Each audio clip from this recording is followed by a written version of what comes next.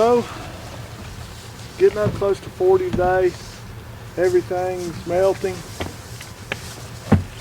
What can be worse than 8 inches of snow?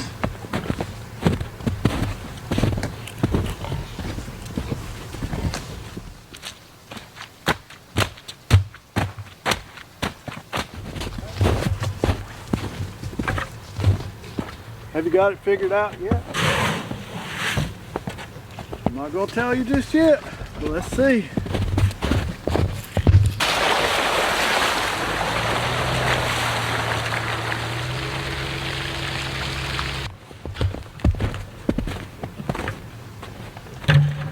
Alright, if you hadn't figured it out, I'll give you a hint. No, I'll just tell you. Mud. Now everything's melting. Sometimes I wonder if the mud's not worse than the snow. My road in to my pigs, my road out to my pigs. It's awful. It's getting worse. And I'll show you. Mud. We'll see some. You just wait.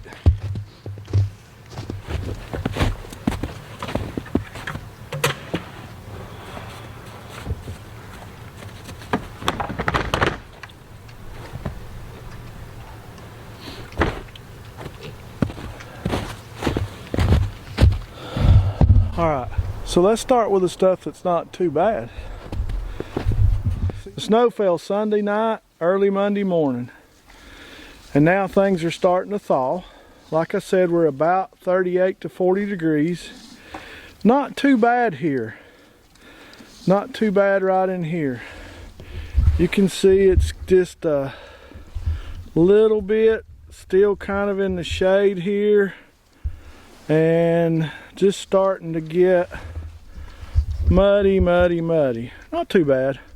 The pigs won't mind it right now. They still have the dry hay and the dry calf hutches to get in, so they should be fine here. But there's more to come. You just wait. Mud, mud, mud. First it was snow, but the real problem will be the mud.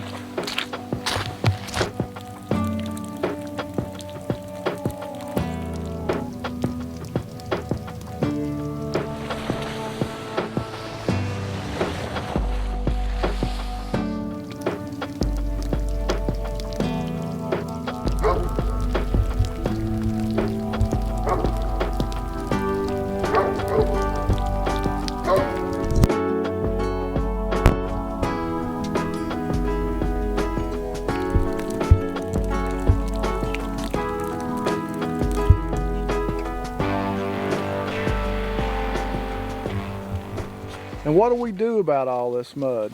What we do is we do the best we can with it. Up at the gilts where we put the buckhorn out and 1,000 pounds of feed for them, we have what's left. There's only 3 days worth of feed out of it, so that'll be good. For this bunch here, they don't look too bad. By the end of the week, this is going to look like a mud pit. My plan for them is, as you can see right over top of the calf hutches and their houses, there's a straight line over there, and that is where this paddock ends. And then I've got this fenced in all the way up to where the gilts are and divided into 2 more paddocks. So they'll move to this paddock.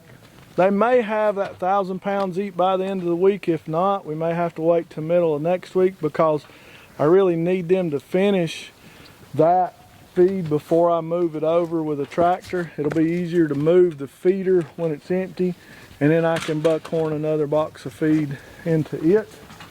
So that's our plans for the mud. As you can see, they're already standing in mud down there around the feeder. And but what can you do? We'll take the best care of them we can. We'll move them when we can. Hey, we'll stay at it. That's farming. They don't mind it a lot. Pigs like mud even in the wintertime. Hey, another problem we'll have with mud is this. Traveling in and out of the road to our pigs, having to go in and out in this mess before it dries up. We will route this out really bad, and it'll cause erosion in our road and then make things really difficult in the future. So it may be that we start parking, walking out to the gilt group, which is not bad. Hey, I need to exercise anyhow. The feed's out there. Lucky for me, I was thinking, not of the mud, but the snow, but guess what? It's gonna benefit the mud too.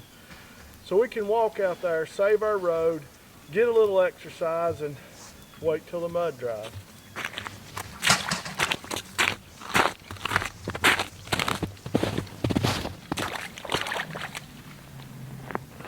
Alright guys, this video's been a little bit funny.